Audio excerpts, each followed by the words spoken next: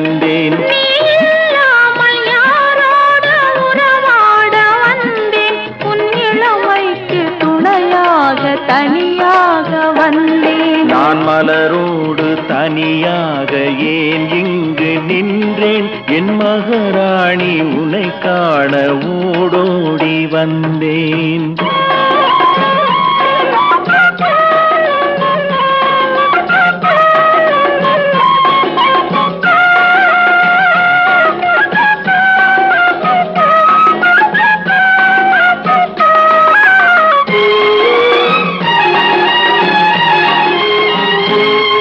நீ வருகின்ற வழி மீது யார் உன்னை கண்டார்.